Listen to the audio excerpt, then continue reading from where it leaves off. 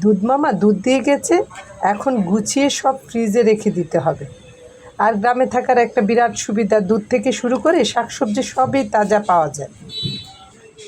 আমাদের বাড়ি থেকে অবশ্য আমরা শহর গ্রাম দুটার সুবিধাই ভোগ করতে পারি, সে আরেক দিন বলি। এই যে দুধগুলি সব বোতলে ভরা হচ্ছে, আর অল্প একটু দই বানিয়ে নিব। আমি দুধের খাবার খুবই বেশি পছন্দ করি, ঘন দুধ দিয়ে ভাত খেতে খুবই পছন্দ করি আমি। আর দই পায়েস সব কিছুই আমার ভালো লাগে। পুডিং তো খুবই বেশি পছন্দ করি।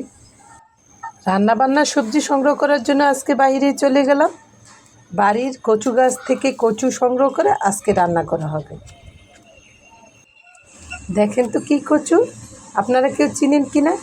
অদ্ভুত এক ধরনের কচু, গলায়ও ধরে না, চুলকায়ও না, একদম মিষ্টি লাগে। রুই মাছ, চিংড়ি মাছ সব কিছু দিয়ে এই কচুটা খেতে ভালো লাগে। এই গাছটা অবশ্য আমার লাগানো না, আমার জায়ের হাতের লাগানো। আমরা যখন তখন তাজা তাজা কেটে রান্না করে নিতে পারি গাছ থেকে, ভালো না? আজকের এই কচুটা আমি রান্না করে নিব চিংড়ি মাছ দিয়ে। আসলে সব মাছ দিয়ে খেতে ভালো লাগে, আজকে চিংড়ি মাছ দিয়ে খেয়ে দেখি।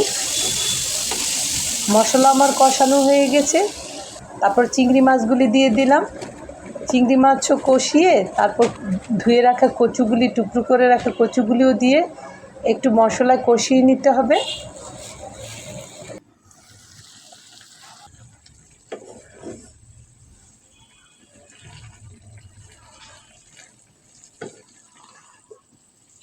প্রথমে মনে হচ্ছিল কচুগুলি প্যানে জায়গা হবে না, আস্তে আস্তে কচুগুলি কমে অর্ধেক হয়ে গেছে, আরও কমে যাবে মনে হচ্ছে। জিরার গুঁড়োও দিয়ে দিলাম, মোটামুটি সিদ্ধ হয়ে গেছে, দেখেন অনেকটা কমে গেছে। সত্যি কথা বলতে কি, কচুগুলি খুবই মিষ্টি ছিল। আমার মিষ্টি কচু, অতিরিক্ত মিষ্টি কচু খেতে ভালো লাগে না। আমার পতি অবশ্য পছন্দ করে, অনেক বেশি পছন্দ করে খেয়েছি। খুবই দ্রুত সিদ্ধ হয়ে গেল। এই তো তরকারিও আমার রান্না হয়ে গেছে, এখনই নামিয়ে নেওয়ার সময় হয়ে গেছে।